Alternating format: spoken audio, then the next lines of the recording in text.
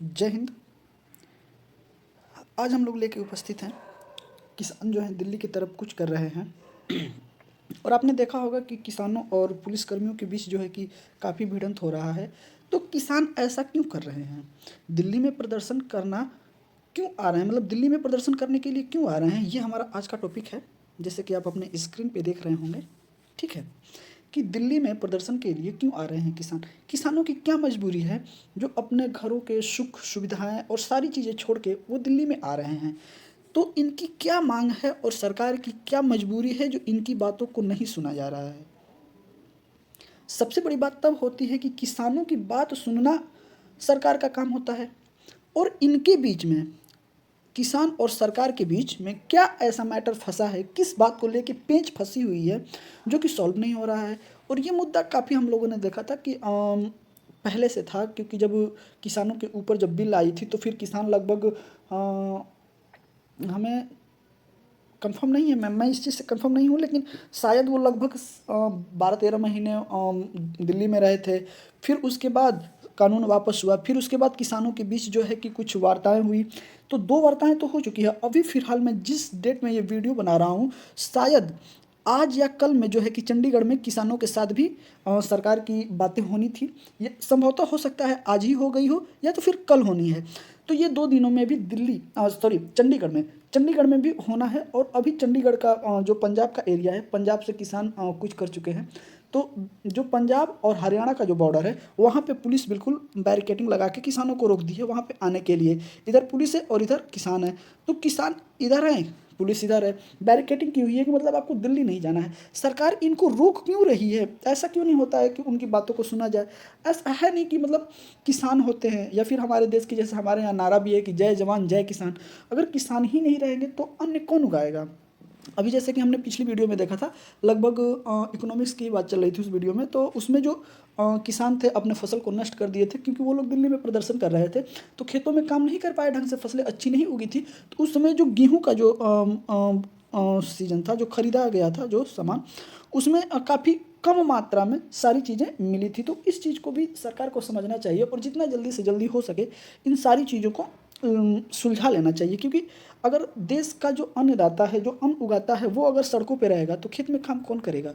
अनाज कौन उगाएगा? इतनी बड़ी संख्या है हम लोगों के यहाँ, जो कि हमारे देश का पॉपुलेशन जो है कि 1 नंबर पे चला है। हम लोग चाइना को पछाड़ दिया, ठीक है। उस स्थिति में अगर हमारे यहाँ ये हालात बने तो थोड़ी सी चिंताजनक बातें हो सकती हैं, ठीक है। तो ये सब छोड़ते हुए आइए हम लोग देखते हैं कि इनमें क्या इनकी मांगे हैं, सरकार की क्या मांगे हैं, या फिर सरकार क्या कह रही है, ये क्या कह रहे हैं। इन सारी चीज़ों को हम लोग इस वीडियो में समझेंगे, ठीक है। आइए आगे चलते हैं, ठीक है। जैसे कि आप देख रहे हैं कि चर्चा में क्यों है ये, ठीक है। किसानों ने अपने विरोध प्रदर्शन को बढ़ाने के लिए ग्रेटर नोएडा में किसान पंचायत, किसान महापंचायत की घोषणा के साथ ही संसद तक मार्च की घोषणा की, ठीक है। अभी जो है कि ग्रेटर नोएडा की ये बात कर रहा हूँ मैं, जो कि ग्रेटर नोएडा नोएडा दिल्ली से सटा हुआ एरिया है और काफ़ी विकसित है, काफ़ी विकसित मतलब उसे नए तरीके से बिल्कुल बसाया गया है, ठीक है। तो वहाँ पे किसानों का जो महापंचायत हुआ था, फिर उसके बाद उन्होंने वहाँ घोषणा कर दी कि नहीं हम लोग संसद चलते हैं, वहाँ तक हम लोगों को जाना है, दिल्ली तक, ठीक है।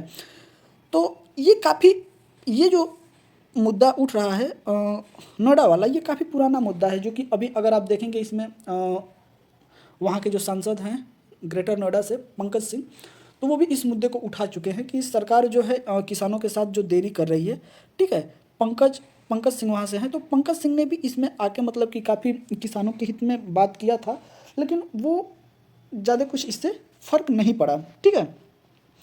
तो ग्रेटर नोएडा की बात है, जो किसानों ने महापंचायत बुलाया और वहाँ पे ये निर्णय किया गया कि नहीं हम लोग दिल्ली तक चलते हैं। अभी किसान दिल्ली में जाने वाले हैं, तो सारी चारों तरफ से जो कि बैरिकेडिंग की जा रही है वहाँ पे, मतलब सुनने में आ रहा है, जो कि आपको न्यूज़ पे भी देखने को ये मिल रहा होगा कि कीले गाड़ी जा रही हैं या दिल्ली में रोका जा रहा है, बैरिकेडिंग की जा रही है। जो भी बॉर्डर से सटे इलाके हैं दिल्ली में अंदर प्रवेश करने के लिए, वो सारे ब्लॉक कर दिए जा रहे हैं।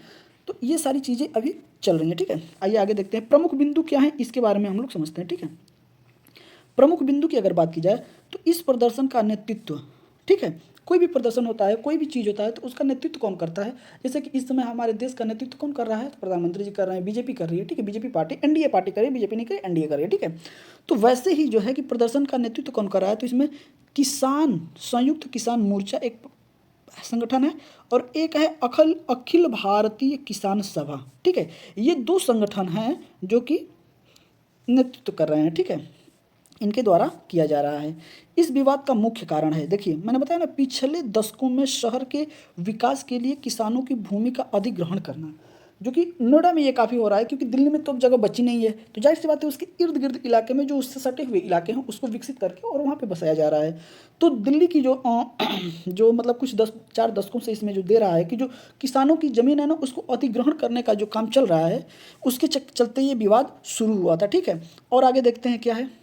आगे एक ये किसान स्थानीय विकास प्राधिकरणों द्वारा अधिग्रहित जमीन के बदले अधिक मुआवजे और विकसित भूखंड की मांग के लिए प्रदर्शन कर रहे हैं। ठीक है, अब आपको ये समझना होगा कि किसान जो हैं इनकी मांगे क्या हैं। तो इनकी मांगे ये हैं कि हमसे जो ज़मीन हमारी ली जा रही है, ठीक है, उसके बदले में हमें जो मुआवजे मिल रहे हैं वो कम हैं, इसको क्या किया जाए, तो इसमें इजाफा किया जाए। ठीक है, और विकसित भूमि खंड की मांग, मतलब जो ऐसे भूमि होती है ना जहाँ पे हम घर बना सकते हैं, या जिसको हम लोग ये बोलते हैं एक तरीके से क्या बोलते हैं, जो सरकार के अंडर में आती है, आबादी। आबादी भी इनकी मांग है कि या तो हमें ज़मीन के बदले ज़मीन दे दी जाए, या तो फिर हमें अधिक मुआवजे की मांग, मतलब ये लोग मांग उठा रहे हैं। ठीक है, आइए आगे बोला गया है कि 5 महीने से अधिक समय से मांग ग्रेटर नोएडा में विरोध प्रदर्शन। बोला ना कि मैंने 5 महीने के पहले पंकज सिंह थे जो वहाँ किसानों के साथ गए थे और उन्होंने इनकी मांगों को उठाया भी था। बहुत अच्छे नेता हैं वो, राजनाथ सिंह के लड़के हैं, हमारे जो रक्षा मंत्री हैं राजनाथ सिंह, उनके लड़के हैं, और काफ़ी अच्छे नेता हैं वो, क्योंकि हमेशा अच्छे अच्छे कार्य करते रहते हैं। तो उन्होंने भी किसानों के साथ आए और किसानों की मांगों को उठाया। और इनका विरोध क्या चल रहा है कि जो हमारी जो ज़मीनें हैं, अच्छा वहाँ पे जो पंकज सिंह गए थे तो उनका किसानों के साथ जो वार्ता हुआ था उसमें किसानों के साथ ये वार्ता उनकी हुई थी कि जो किसानों से ज़मीन सरकार ले रही है या फिर जो भी संगठन है वो ले रहा है, लेकिन जब मुआवजे की बात आती है तो मुआवजे जब पैसे देने की बारी आती है ना तो पैसा थोड़ा सा लेट जाता है अकाउंट में। तो ये मांग ये बोले थे कि पंकज सिंह का कहना था कि भाई आप पैसे पहले किसानों के अकाउंट में ट्रांसफ़र कर दीजिए, जो भी ज़मीन है उनका जो भी पैसा बन रहा है उसको आप ट्रांसफ़र कर दीजिए अकाउंट में, उसके बाद आप जो है कि ज़मीन को अधिग्रहण करिए। ठीक है, तो ये काफ़ी अच्छी बात है, क्योंकि एक बार ज़मीन जब अधिग्रहण हो जाता है, कोई सरकारी संगठन उस पर अगर कब्जा कर लेता है और पैसा अगर पूरा नहीं मिला है तो किसान वो उसके पैसे के चक्कर ही ऑफिस है, सरकारी जो ऑफिस है उनके चक्कर ही काटता रह जाता है, और पैसे का मतलब अभी हमारी ज़मीन चली गई, आप एक तरीके से समझिए आपकी ज़मीन चली गई है, ठीक है, और आपको मुआवजा मिला है, अब उसको जैसे 4 किस्तों में बांट दिया गया। जैसे मान लीजिए आपको 1 करोड़ रुपए मिलने हैं, अब 1 करोड़ रुपए मिल रहे हैं आपको, लेकिन उसको हम देंगे 4 किस्त में। ठीक है, मतलब जो संगठन या फिर सरकार के द्वारा जो अधिग्रहण कर रहे हैं लोग, उनका कहना है कि 1 करोड़ रुपए हुआ आपका, जो ज़मीन हम ले रहे हैं इसका मुआवजा 1 करोड़ रुपए है। ठीक है, इसको हम क्या करेंगे, तो इसको हम 4 बार में, मतलब 4 किस्त में आपको देंगे। किसान बोला ठीक है, तो एक किस्त इन्होंने डाल दी 25 लाख की, उसके बाद ज़मीन पे कर लिया कब्जा, और ज़मीन पे अपना क्या कर दिया, काम शुरू कर दिया। जो भी काम है, जो भी इनको करना है वो ज़मीन पे काम लेके काम शुरू कर दिया। किसान को कितना मिला, 25 लाख, और पूरी ज़मीन चली गई। ज़मीन क्या हुआ, ज़मीन तो चली गई, लेकिन मिला कितना, 25 लाख। अब ये किसान 25 लाख से दूसरी ज़मीन भी नहीं ले सकता, क्योंकि दूसरी किस्त कब आएगी इसे खुद नहीं पता है। तो ऐसे ही परेशानी, अगर हम कह रहे हैं अगर आप 1 करोड़ तुरंत अगर उसको ट्रांसफ़र कर देंगे और ज़मीन, तो वो ये हो सकता है कि उस पैसे से हो सकता है कहीं और इलाके या वहाँ से दूर हट के जाके ज़मीन ही ले ले, ये भी तो हो सकता है। तो अगर उसके पास पैसे नहीं है तो वो फिर कुछ नहीं कर पाएगा किसान। तो ये सारी छोटी छोटी दिक्कतें वहाँ पे हैं। तो जो ग्रेटर नोएडा की बात है, लेकिन अभी जो प्रदर्शन चल रहा है, अभी जो प्रदर्शन हो रहे हैं, 2 शायद मुझे कंफर्म नहीं है, आप इससे माफ़ करिएगा, क्योंकि 2 किसानों के बीच चंडीगढ़ में 2 मीटिंग हो चुकी है, तीसरी मीटिंग होनी है, शायद आज हो जाए या फिर कल हो। ठीक है, आइए आगे देखते हैं क्या है। किसानों की मांग जो है इसको हम लोग बारीकी से देखते हैं। ठीक है, 6% के स्थान पर 10% आबादी भूमि की मांग, मतलब जो आबादी भूमि जो है ना, जहाँ पे हम लोग घर बना सकते हैं, आबादी यही होता है जो एक गांव हुआ या जो एक कस्बा हुआ, उसके अंदर जो किसी के नाम से वो ज़मीन नहीं होती, वो सरकार के अंडर में आती है, और उस ज़मीन पे हम मकान बना सकते हैं या फिर मतलब तो ऐसे ही जो ज़मीनें होती हैं उसको 6% की जगह उसको कितना किया जाए, तो 10% बढ़ा के किया जाए, ठीक है।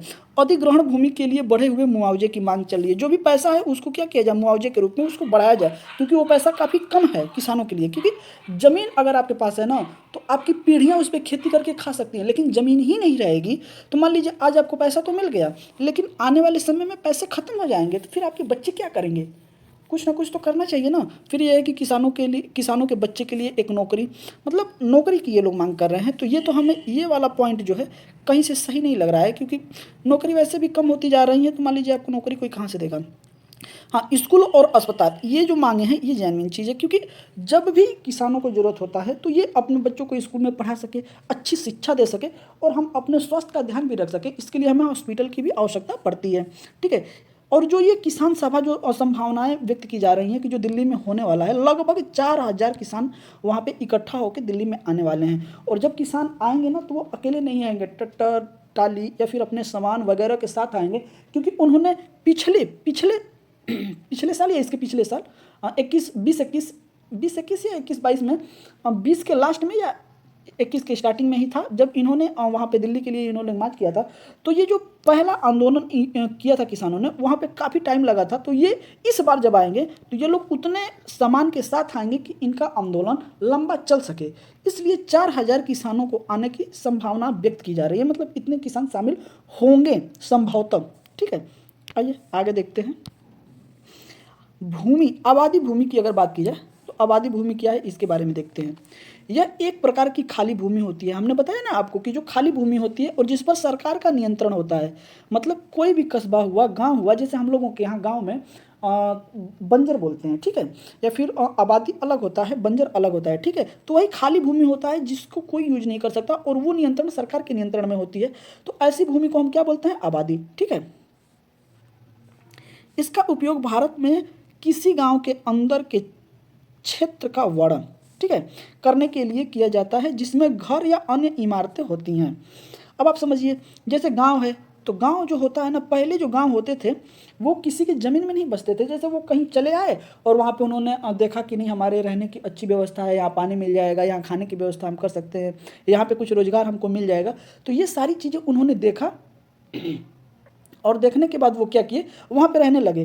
तो वहाँ पे रहने लगे, ज़मीन तो किसी के, जो जितना कब्जा कर लिया उसकी उतनी ज़मीन हो गई, ठीक है। तो ऐसे होता था, और वहाँ पे घर इमारतें बनता है, मतलब आबादी में एक तरीके से। सामान्य आबादी भूमि का उपयोग आदिवास आवासीय उद्देश्य के लिए किया जाता है, ठीक है, घरों के लिए किया जाता है, और इसे वाणिज्यिक या कृषि भूमि के दायरे से बाहर रखा जाता है, ठीक है। ये इसमें पॉइंट आपको नोट करने लायक है कि वाणिज्य मंत्रालय जो होता है कृषि के, इससे बाहर रखा जाता है। किसको? तो रखा जाता है आबादी वाली जो भूमि होती है, इसको इसके दायरे से बाहर रखा जाता है, ठीक है। अब हमें उम्मीद है कि आपने ये सारी चीज़ों को समझ गए होंगे, और आइए अब हम लोग चलते हैं सीधे अपने क्वेश्चन की तरफ। यह है कि आबादी भूमि के संदर्भ में निम्नलिखित कथनों पर विचार कीजिए, ठीक है।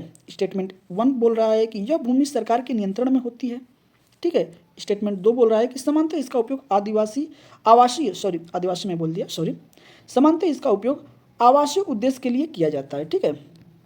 अब दिया है कि उपयुक्त में से कौन सही है, ठीक है।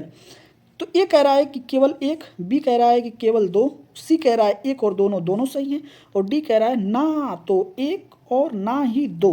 अब इसमें से आपको कौन सा विकल्प सही लग रहा है, आप हमें ये आंसर कमेंट में करके ज़रूर बताइएगा, ठीक है। और मिलते हैं अगली वीडियो में, तब तक के लिए जय हिंद।